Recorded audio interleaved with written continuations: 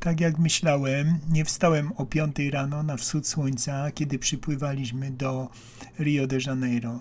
Natomiast moja żona wstała i filmowała swoim telefonem, iPhone'em. Piękny wschód słońca przy Rio de Janeiro. Pięknie położone jest lotnisko tuż nad morzem. Piękny widok na startujące samoloty.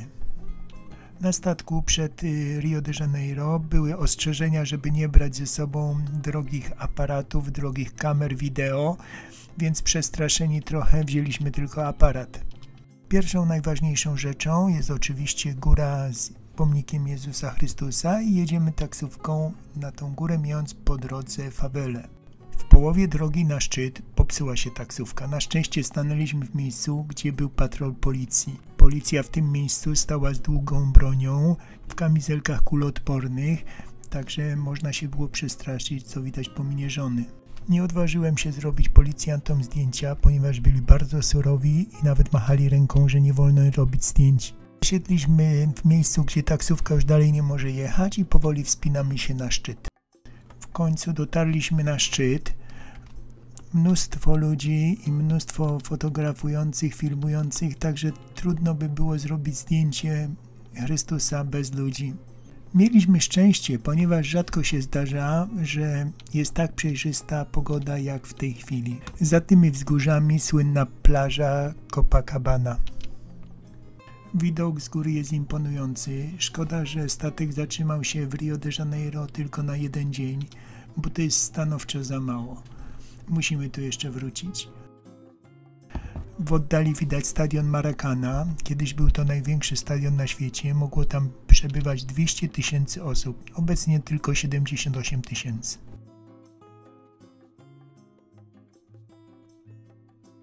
Naprawdę trudno było sobie zrobić zdjęcie na tle Chrystusa samemu. Widok na hipodrom. Rio de Janeiro jest położone przepięknie. Sam nie wiem, gdzie jest ładniej, czy nad jeziorem, czy nad morzem. Jadąc na górę, taksówkarz powiedział nam, abyśmy otworzyli szyby, aby mieszkańcy faweli mogli zobaczyć, kto jest w środku.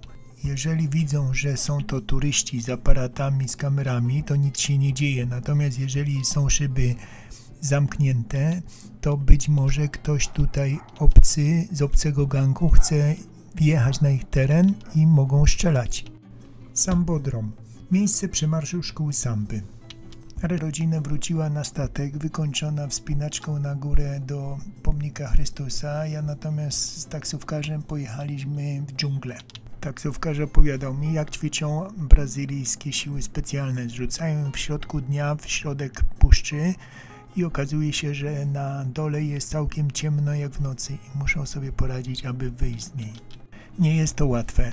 W puszczy brazylijskiej koło Rio de Janeiro ginie kilkanaście osób w ciągu roku, dlatego każdy, kto wchodzi do puszczy, jest rejestrowany przez strażników i potem sprawdzany, czy dany samochód z tyloma osobami, ile jechało do puszczy, wyjeżdża z niej. Rzeczywiście puszcza była tak gęsta, że w środku miejscami wydawało się, że jest to noc albo wieczór.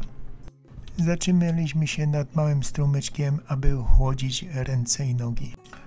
Wracam już taksówką na statek i mijamy po drodze plażę, w tym słynną plażę Copacabana. Jak to bywa przy pierwszej linii brzegowej, są przepiękne hotele, budynki nowoczesne, zupełnie inaczej niż na wzgórzach, gdzie są slumsy, czyli fawele. Fawele budowane są bez zgód budowlanych, dlatego często też są osuwiska podczas dużych deszczów, gdzie ginie bardzo dużo ludzi. Właśnie zdążyłem w ostatniej chwili na statek i odpływamy już o zmierzchu z Rio de Janeiro. Ta piękna konstrukcja to Muzeum Jutra, gdzie znajdują się wystawy poświęcone kosmosowi i Ziemi.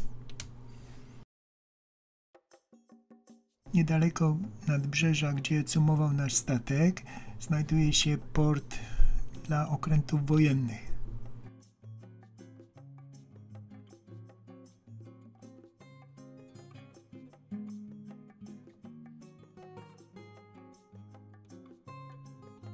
Sumuje tutaj nawet lotniskowiec brazylijski.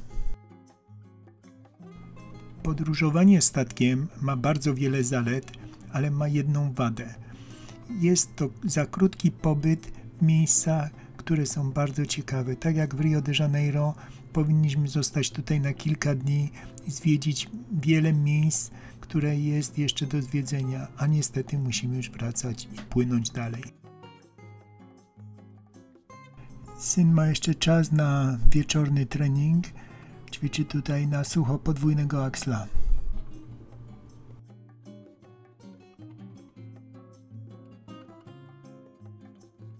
Śniadanie na statku jest dwojakiego rodzaju. Albo bufet, który wolimy, albo śniadanie podawane do stolika przez kelnera.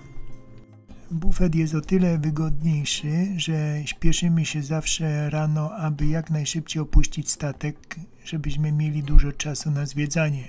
Więc nakładamy sobie to, co zjemy i po 15 minutach 20 możemy już zwiedzać miasto. Podobnie jest z lunchem, czy też podwieczorkiem, to szybko możemy podejść do bufetu, natomiast na kolację lubimy serwis, czyli podanie przez kelnera. Dzisiaj nigdzie się nie śpieszymy, ponieważ jest to dzień na morzu. Zanim dopłyniemy do Ilhéus w Brazylii, będziemy rozkoszować się pełnym dniem na morzu. Jedzenie w bufecie ma olbrzymią zaletę, ponieważ można podziwiać za oknem przepiękne widoki morza. Dzisiejszy dzień to dzień odpoczynku.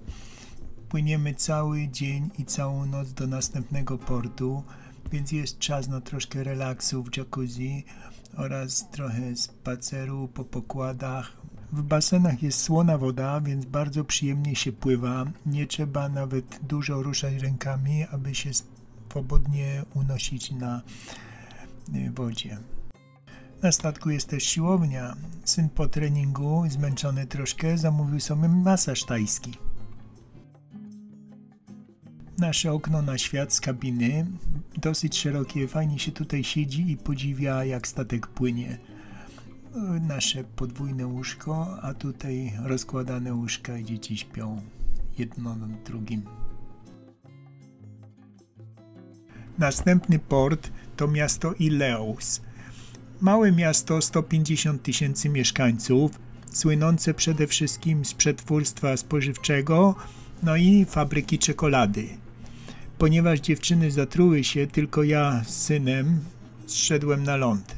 Zwiedziliśmy miasteczko, wykąpaliśmy się w oceanie i szybko wróciliśmy na statek. Takie małe miasteczka są naprawdę urocze, można się czuć tutaj bezpiecznie. W centralnej części miasta kościół, małe uliczki i plaża bardzo blisko portu. Temperatura powietrza miała 35 stopni, więc orzech kokosowy był dla mnie zbawieniem. No i ochłodzić nogi w oceanie oczywiście. Wracamy na statek i do następnego portu na pewno zabiorę już kamerę ze sobą. A będzie to bardzo ciekawe miasto Salvador de Bahia, dawna stolica Brazylii. Dziękuję za oglądnięcie filmu do końca. Jeśli się podobał, zostaw łapkę w górę, a jak chcesz zobaczyć następne filmy, włącz subskrypcję i dzwoneczek. Proszę też o komentarze, to pozwoli poznać opinię o moich filmach. Jeśli macie znajomych o podobnych zainteresowaniach, to proszę też, aby im udostępnić ten film.